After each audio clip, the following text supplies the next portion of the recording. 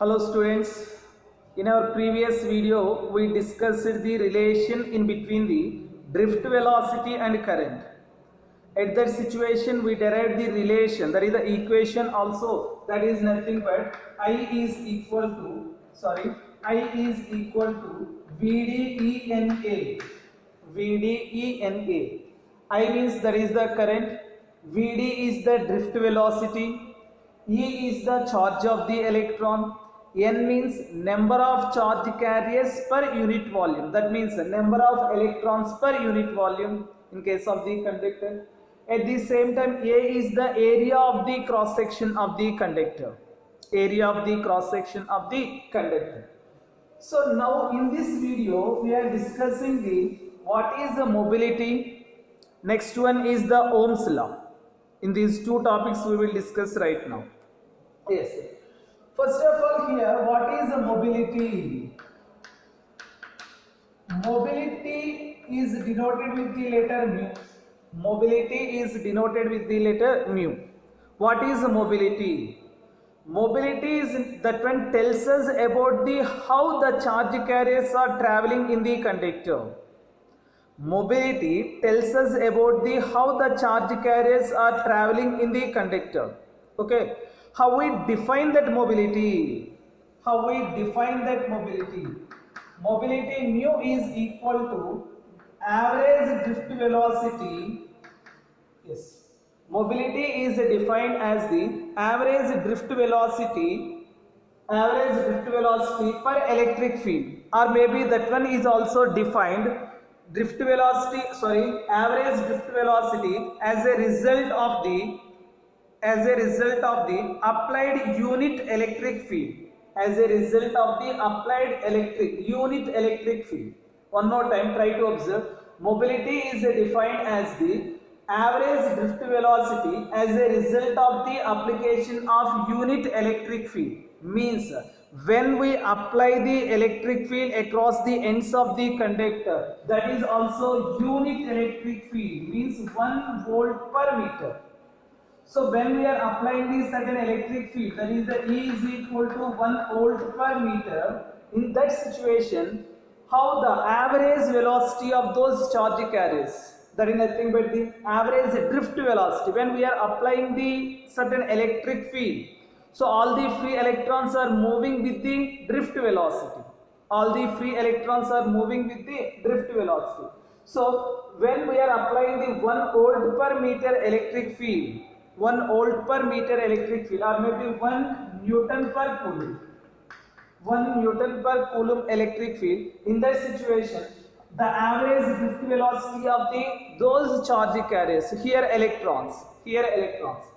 So that how we define the mobility?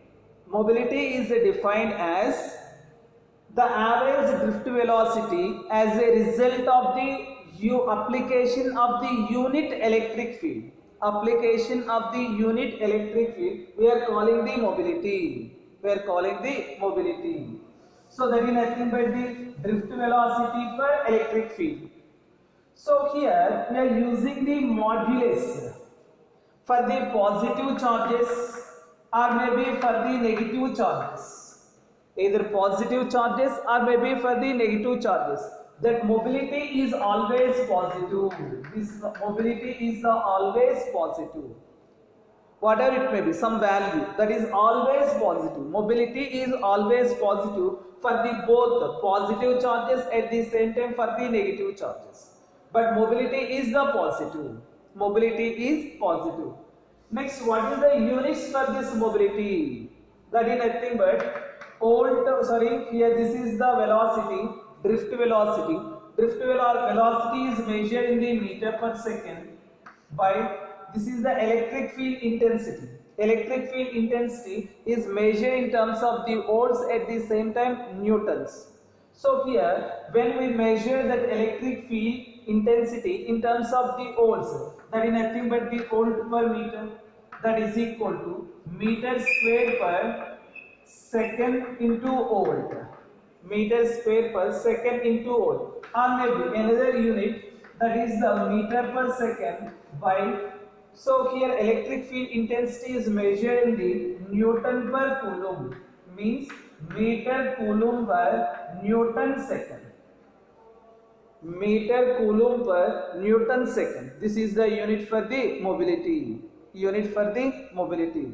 So here this mobility value depends upon, yes, observed here. Mobility mu is equal to Vd by E. Mobility mu is equal to Vd by E. But we know that drift velocity Vd is equal to E into tau by n. So here this drift velocity, that means here this tau means average relaxation time. That average relaxation time depends upon the temperature. When temperature is increases, that average relaxation time is decreases. So both are related inversely proportional. This is the tau. Tau means average relaxation time. Average relaxation time is inversely proportional to the temperature. When temperature is increases, the average relaxation time is decreases. When average relaxation time is decreases, from that one mobility is also decreases. Mobility is also decreases. So here we are saying that, what I am saying here, there is nothing but the mobility depends upon the pressure and the temperature. Mobility depends upon the pressure and the temperature. Mobility that one depends upon the pressure and temperature. Pressure and temperature. So next one is the Ohm's law, that is regarding that mobility. That is regarding the mobility. Yes. Unit electric field. Observe unit electric field. Actually drift velocity value is in the order of the 10 to the power minus 4 meter per second. So here mobility value is also is in the order of the 10 to the power minus 4. That one may be 1.2 into 10 to the power minus 4, 1.6 into 10 to the power minus 4, some values like that. So order is that mobility value is in the order of the 10 to the power minus 4 meter per second. Okay. But thermal velocity is the very huge value, is nearly 10 to the power 5 meter per second. 10 to the power 5 meter per second. Drift velocity is the very, very low value. Okay. Yes. Next one is the Ohm's law. Ohm's law. Ohm's law. So what is Ohm's law? Actually, Ohm give the relation in between the potential difference across the ends of the conductor and a current passing through it. So according to the Ohm, at constant temperature,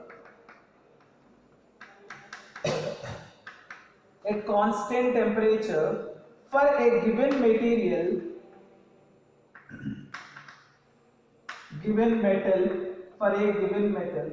so observe, at constant temperature for a given metal, the potential difference across the ends of the conductor is directly proportional to the current passing through it.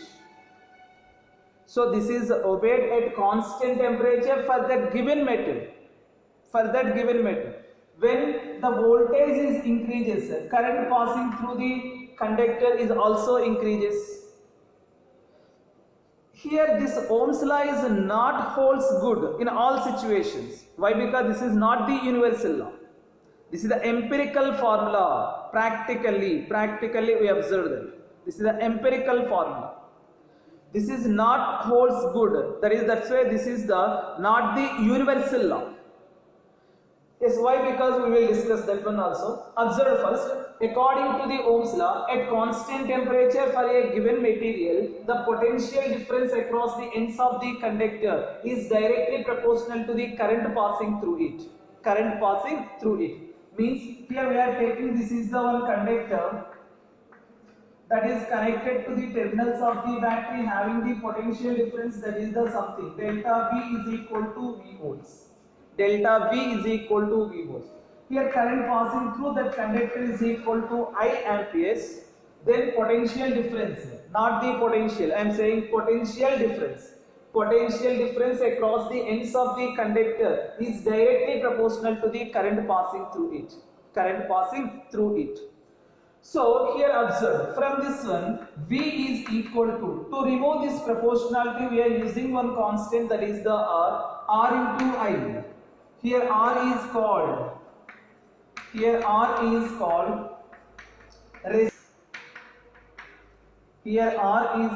resistance of that material or of that conductor.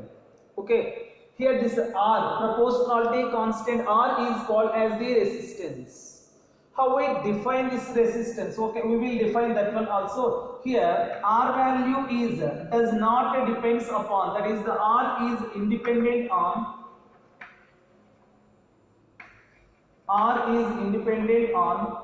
V and I. R is independent on V and I. So generally, yes, here observe, resistance of that conductor, particular material, that one does not depends upon the V and I. So here V is increases, I value is increases, but R value does not changes. When V is decreases, I value is decreases, R value does not changes. So means here R value is resistance of that material, that is independent on the potential difference across the ends of the conductor, at the same time current passing through it. Actually that one depends upon the nature of the material, dimensions and temperature. Here R depends upon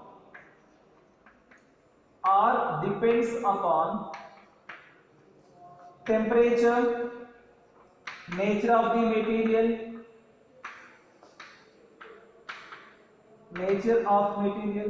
and at the same time dimensions. What is the length, area of the cross section? That is the dimensions. So R value is independent on the potential difference and I. So try to observe here. Yes, generally if you observe that equation, how we are feel that when potential is increases, resistance is increases? No. Here what happened? R is equal to V by I. In case when we apply the 2 volts potential difference, something current is equal to 1 ampere. Its ratio is equal to, that is the R is equal to 2 ohms. When right now potential difference becomes 4 volts, in the situation current becomes, that is the I is equal to 2 amperes. Therefore right now also resistance is equal to 2 ohms. Means when potential is increases, resistance value does not changes. Current value is the changes. Its ratio is always constant. Its ratio of the potential difference to the current, that one is always constant. That is equal to the capital R. So resistance does not depends upon the V and I. Resistance is depends upon the dimensions, nature of the material. Next one is the temperature. Okay. Next one. Yes. Here next one, actually here V is equal to I into R. Ohm's law. According to the Ohm's law, V is equal to I into R. This is the scalar form of the Ohm's law. That is the scalar form of Ohm's law. So here for the Ohm's law, vector form is also there. Yes, observe. So here, yes. V is equal to I into R. Observe here, this V is nothing but the potential difference. What is the relation between the electric field intensity and potential difference? E is equal to V by L. V is equal to E into L. So means from here onwards, that is nothing but the E into L is equal to I into R. So from here onwards, resistance, we said that resistance of the conductor depends upon the temperature and nature of the material, at the same time dimensions. How that one is depends upon the dimensions. Resistance of the conductor, that one depends upon the length, at the same time area of the cross section, that one depends upon the length and area of the cross section. How that one depends? R is directly proportional to L and R is inversely proportional to area of cross section. From this one, R is equal to rho into L by A. R is equal to rho into L by A. So actually for this one we are discussing in the next video, but up to then you remember that one. Here actually rho is called as resistivity or specific resistance. Resistivity or specific resistance. So observe here, E into L is equal to I into R. From this one, E into L is equal to I into R is equal to rho into L by A. There, here L is the length of the conductor and A is the area of the cross section. So from this one, rho into L by A, rho into L by A. So here L cancel. From this one, E is equal to I by A into rho. I by A into rho. So from here onwards, this is the E. E is equal to current density. How we define the current density? Current per unit area of cross section. Current density into sigma. Actually, relation between the sigma and relation. This is the rho. Relation between the rho and sigma is what is the rho and what is the sigma? Rho is nothing but the resistivity or specific resistance. Reciprocal of the resistivity is called as the conductivity. Here sigma is the conductivity. We will discuss this one in the next video. Okay, but up to then you just remember that. Sigma is equal to 1 by rho. From this one, rho is equal to how much? 1 by sigma. Therefore, E is equal to J into 1 by sigma. That implies J is equal to sigma into E. Here this is the electric field intensity is the vector physical quantity. J, that is the current density, is also vector physical quantity. So this is the vector form of the Ohm's law. To derive the expression, vector form of the Ohm's law. That's why we are using these terms. For these terms we are discussing in the next video. Okay. So J bar is equal to sigma into E. This is nothing but the vector form of the Ohm's law.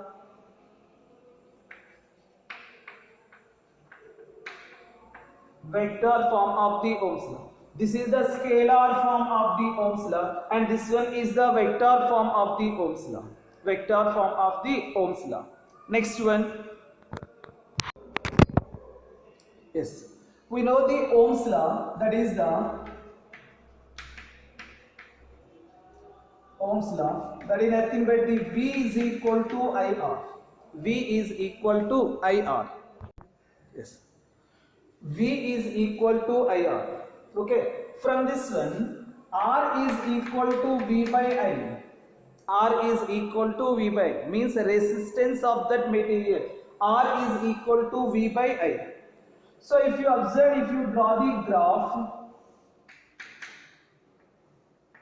yes, take potential difference is on the y-axis and current is on the x-axis. Potential difference on the y-axis and current is on the x-axis. Here we get a straight line, that one is passing through the origin. Here this angle is equal to theta. In case of the VI graph, that slope is equal to, that is the tan theta. Tan theta is equal to V by I, that is equal to R. So in case of when current is taken on the x-axis and potential difference is taken on the y-axis, in that graph slope represents the resistance. This is nothing but the R. V by I, that is nothing but the resistance only. V by I, that is the resistance. In case if you are taking the potential difference is on the x-axis and current value is on the y-axis, here is also we are getting a straight line, that one is passing through the origin. Here this slope represents, that is the slope is equal to tan theta, that is equal to I by V, means that is nothing but 1 by R. So here slope represents the reciprocal of the resistance.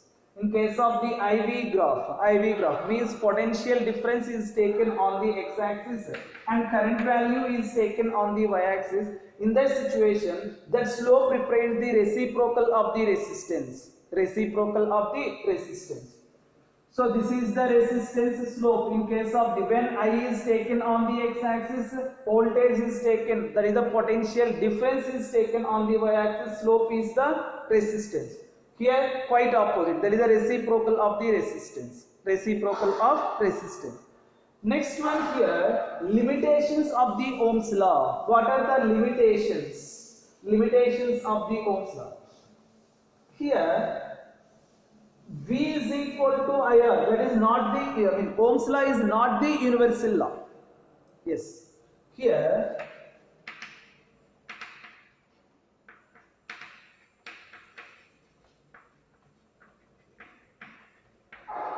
limitations of Ohm's law. The substances are devices which obeys the Ohm's law. Means when voltage, that is the potential difference is increases, current value is also increases linearly. When potential difference across the ends of the conductor is increases, then current passing through it is also increases linearly. Then those are called as the linear devices. Means that is nothing but the ohmic devices. Why particularly we are saying that one? In case of the PN junction diode, observe, if you draw the graph between the voltage and current values, in case of the forward biasing, we are getting the curve like this. In case of the reverse biasing, we are getting the curve like this. So here voltage is increases, current values is also increases, but that is not the linear one. Potential difference across the ends of the conductor is increases, current is increases, means Ohm's law obeyed, but that one does not obey the V is equal to IR law. Try to observe the difference. Ohm law obeys. Here V is equal to IR, that one does not obey.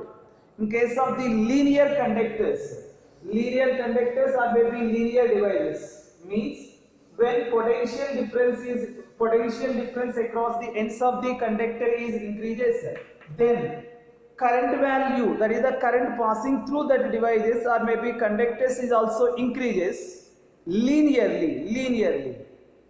Then those substances or devices are called as the ohmic devices.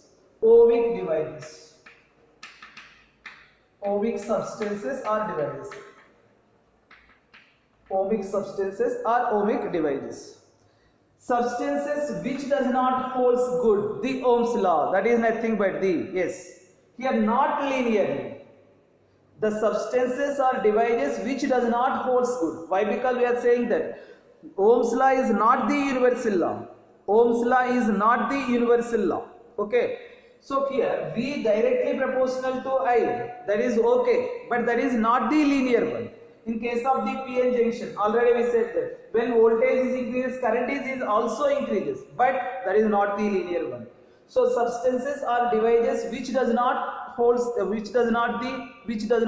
the Ohm's law. Those are called as the non-ohmic devices. Or non-ohmic substances. Substances which obeys the Ohm's law, those are called as the ohmic devices. Substances which does not holds good, the substances which does not obeys the Ohm's law, those are called as the non-ohmic devices. Ohmic devices, non-ohmic devices. Next one, proof of the Ohm's law.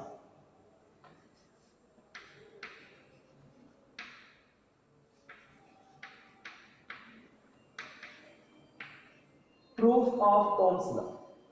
Actually what we said, at a constant temperature for a given material, at a constant temperature for a given conductor, the potential difference across the ends of the conductor is directly proportional to the current passing through it. Means V is directly proportional to I. From this one, V by I is equal to, that is the one constant, something whatever actually we are calling, that is the resistance. Okay. So we are proving this one. This is equal to constant. Observe here, V by I is equal to, V means potential difference, I means that is nothing but the current. I means that is nothing but the current. So I am representing this V in terms of the electric field intensity. So actually electric field intensity E is equal to V by L in the scalar notation. Actually negative gradient of the electric potential is called as the electric field intensity. Electric field intensity. So from this one, V is equal to E into L. V is equal to E into L. So by next one is here, what is the relation in between the drift velocity and current? Relation between the drift velocity and current. I is equal to VDENA. I is equal to VDENA. Here VD is the drift velocity, E is the charge of the electron, N is the number of charge carriers per unit volume, means number of electrons per unit volume. In this case, A is the area of the cross section. So one more thing we know, that is the drift velocity is equal to E into capital E into tau by N. We derive this expression for the that is the drift velocity. Drift velocity Vd is equal to E into capital E into tau by M. Substitute that value here. Therefore, V by I is equal to E into L by, here Vd means that is the E into capital E into tau by M into ENA. Capital E cancel. Electric field intensities are cancelled. Next one, from here onwards, V by I is equal to, here V is the potential difference, remember that one, that is not the Vd, that is not the velocity, not the drift velocity, that is the potential difference, that is the potential difference. So V by L is equal to, yes, from this one, M into L by tau N E square into capital A, tau N E square into A. So if you observe here, for a given conductor,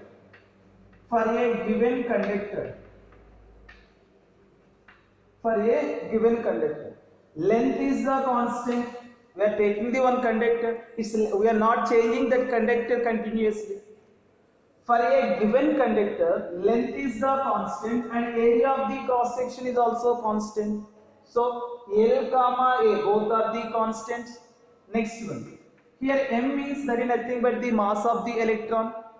Mass of the electron is the constant value. That value is equal to 9.1 into 10 to the power minus 31 kg. Charge of the electron, that is also constant. E is equal to 1.6 into 10 to the power minus 19 coulombs. Next, N means this is nothing but the number of charge carriers per unit volume. When we are taking the single conductor, for a given conductor, N value is also constant. Number of the charge carriers per unit volume, that is also constant for the given conductor. When conductor is changes, compulsory N value is also changes. But for the given conductor, A comma L both are the constant. M is the mass of the electron, that is also constant. E is the charge of the electron, that is also constant. Number of the charge carriers per unit volume means number of electrons per unit volume, that is also constant. Next, here tau is depends upon the temperature. How those two are related? That means tau is inversely proportional to the temperature. But in case of the Ohm's law, when temperature kept constant for a given conductor, means here temperature is also constant. When temperature constant, relaxation time does not change. When relaxation time does not change, V by I value is also not changing. Observe here tau is also constant at constant temperature. Constant when T is equal to constant. So means here all the terms are the constant. When all the terms are the constant, V by L is also equal to constant. What is Ohm's law? V by I is equal to constant. We prove that. This is the proof for the Ohm's law. This is proof for the Ohm's law. For your understanding only. In exam point of view, no one is asking this question. Okay, for your understanding. V by I is equal to constant. V by I is equal to constant. We prove that. Okay. So remaining concept we will discuss in the next video. Bye all of you.